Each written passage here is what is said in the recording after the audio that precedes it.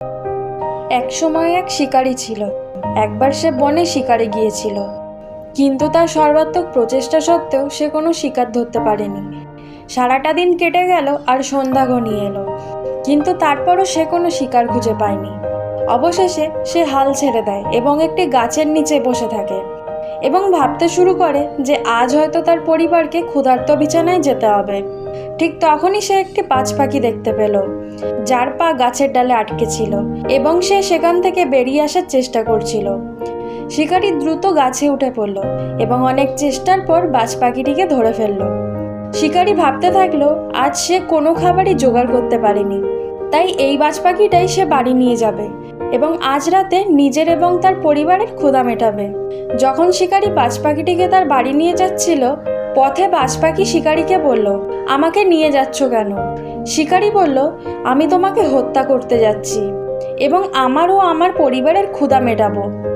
একথা শুনে বাজ পাখি ভয় পেয়ে গেল, কিন্তু সে তার শিকারীকে বুঝতে দেয়নি। সে ভাবলো এখন আমার মৃত্যু নিশ্চিত।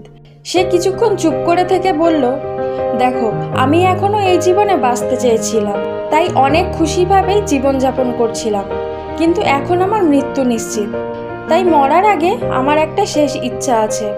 শিকারী বলল, স্বাধীনতা ছাড়া যদি অন্য কিছু চাওয়ার থাকে তাহলে আমাকে জিজ্ঞেস করো, অর্থাৎ আমি তোমাকে ছাড়তে পারবো না। অন্য কোনো ইচ্ছে থাকলে আমি তোমার শেষ ইচ্ছা পূরণ করব। বাজ পাখি বলল, আমি মরার আগে তোমাকে জীবনের দুটি শিক্ষা দিতে চাই, তাই মনোযোগ দিয়ে শোনো এবং এই কথাটি সবসময় মনে রাখবে। শিকারী ভাবল, আমাকে তো তেমন কিছুই করতে হবে না, শুধুমাত্র সে দুটি কথা বলবে আর আমাকে সেটা মন দিয়ে শুনতে হবে। তাই সে পাখিটার কথায় রাজি হয়ে গেল।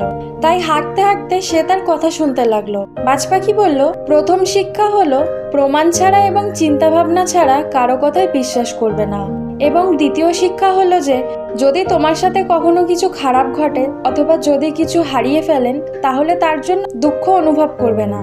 শিকারী বাজ পাখির কথা শুনল এবং তা উপেক্ষা করলো এবং সে তার পথে হাঁটতে থাকলো। কিছুক্ষণ পর বাজ পাখি শিকারীটিকে বলল, বন্ধু, একটা কথা বলো, আমি যদি তোমাকে এমন কিছু দিই যা তোমাকে রাতারাতি ধনী করে দেবে, তুমি কি আমাকে মুক্ত করবে? শিকারী সাথে সাথে থামিয়ে বলল, কি জিনিস, তাড়াতাড়ি বলো।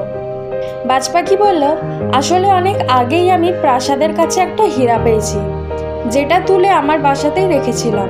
আজ আমি মরে গেলে সেই হীরাটা নষ্ট হয়ে যাবে, তাই ভাবলাম সেই হীরাটা যদি তোমাকে দিই আর বিনিময়ে তুমি আমাকে ছেড়ে দাও, তাহলে আমার জীবনও রক্ষা পাবে এবং তোমার দারিদ্রতাও চিরতরে মুছে যাবে।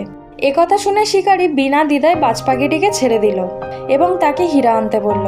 বাজ পাখি ততক্ষণে উড়ে এসে গাছের উঁচু ডালে বসলো আর বলল, কয়েক মিনিট আগে তোমাকে একটা শিক্ষা দিয়েছিলাম, কারো কথা অবিলম্বে বিশ্বাস করবে না, কিন্তু তুমি সেই শিক্ষা অনুসরণ করনি। আসলে আমার কোনো হীরা নেই এবং আমি এখন মুক্ত। একথা শুনে শিকারী নিরাশ হয়ে পড়ল এবং অনুতপ্ত হতে লাগলো। ঠিক তখনই বাজ পাখি আবারও বলল, তুমি আমার দ্বিতীয় পাঠও ভুলে গেছো, যা ছিল যদি তোমার সাথে খারাপ কিছু ঘটে তাহলে তোমার কখনোই আফসোস করা উচিত নয়। এই বলে বাজ পাখি সেখান থেকে উড়ে গেল। বাজ পাখির শেষ কথা শুনে শিকারীটির চোখ খুলে গেল এবং সে পাখিটার উপদেশ দুটো খুব ভালোভাবে বুঝতে পারল। তখন শিকারী আর দুঃখ না করে অন্য শিকারের সন্ধানে বেরিয়ে পড়ল। জীবনে কখনো কাউকে অন্ধভাবে বিশ্বাস করা উচিত নয়, কারণ এতে আমাদের ক্ষতি হওয়ার সম্ভাবনা রয়েছে। অন্যের প্রতি অন্ধবিশ্বাস হতাশা এবং ক্ষতির কারণ হতে পারে। কারোর কথা বিশ্বাস করার আগে প্রমাণ খুঁজতে হবে এবং সমালোচনামূলক চিন্তা করা অপরিহার্য। এটি করার মাধ্যমে আমরা নিজেকে প্রতারণা থেকে রক্ষা করতে পারবো। অন্যদিকে ব্যর্থতা হলো সাফল্যে পৌঁছানোর একটি অংশ। আপনি যদি কিছুতে ব্যর্থ হন তবে দুঃখিত বা হতাশা হবেন না, পরিবর্তে এটি একটি শেখার অভিজ্ঞতা হিসাবে দেখুন। প্রতিটি বিপত্তি হলো বুদ্ধি, মানিয়ে নেওয়া এবং উন্নতি করার সুযোগ। ব্যর্থতাকে আলিঙ্গন করুন, এটি থেকে শিখুন এবং স্থিতিস্থাপকতার সাথে এগিয়ে যান।